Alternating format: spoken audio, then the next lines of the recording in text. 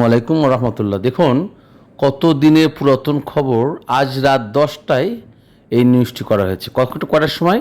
রাত 10টায় 29শে জুলাই আপনার শেয়ার বাজার নিউজ .com-এ পত্রিকায় এই নিউজটি করা হয়েছে। বাংলাদেশে $250 মিলিয়ন বিনিয়োগ করবে হুন্ডা, অর্থাৎ চীনা টেক্সটাইল কোম্পানি এবং পোশাক শিল্প প্রতিষ্ঠান হান্ডা বাংলাদেশে প্রায় $250 মিলিয়ন বিনিয়োগ করবে। এই নিউজটা আমরা পেয়েছি কখন? যখন 29শে জুলাই রাত 10টা বাজে, অর্থাৎ 9টা 5:50 আমরা এই নিউজটি পেয়েছি। তাহলে আমি যে অভিযোগটা করি বা আমি যে বলি যে মিডিয়া আমাদের পক্ষে নেই, আমাদের কোনো অভিভাবক নেই, বাট আমি একটু খবরটা পড়ে শোনাই, তারপর আবার আলোচনা আসবো।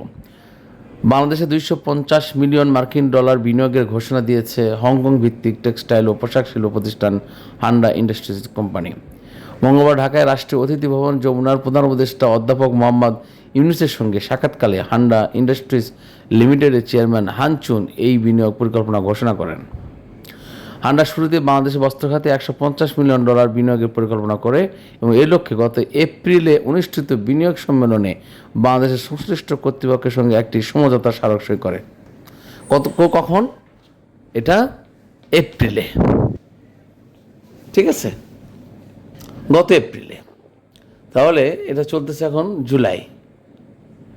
সো আমরা যে বিষয়টা আমি বারবার অনুরোধ করি যে আমরা অত্যন্ত অসহায় হয়ে পড়েছি যে এই বিনিয়োগ বাজারে বিনিয়োগকারীরা, আমাদের অভিভাবক নেই, আমাদের মাথার ছাতা নেই, আমাদের পক্ষে কথা বলার কেউ নেই।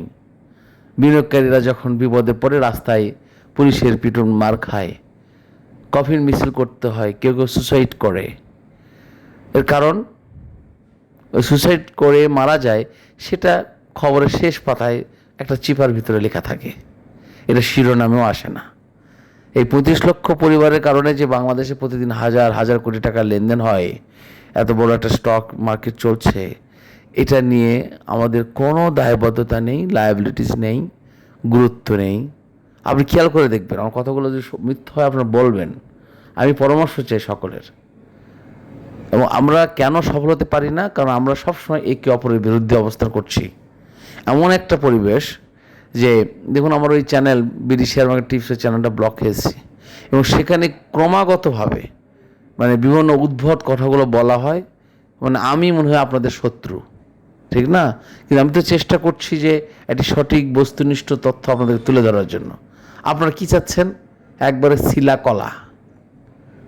কলা বোঝেন?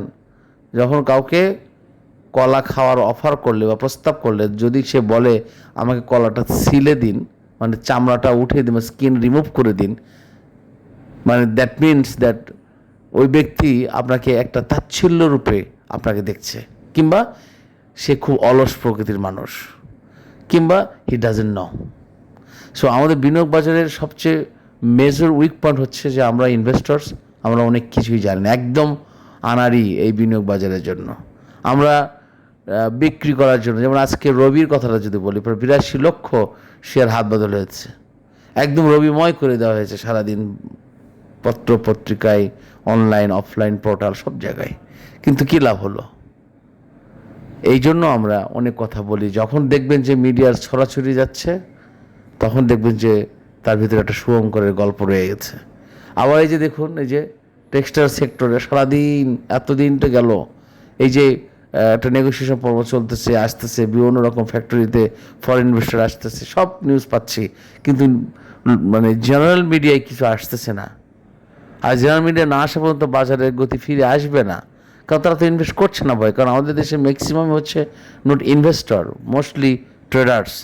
সো তারা যদি এই কেনাবেচা করতে না পারে, তারা তো মার্কেটে থাকবে না।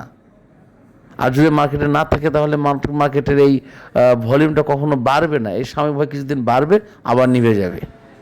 সো আমরা এখান থেকে মুক্তি চাই।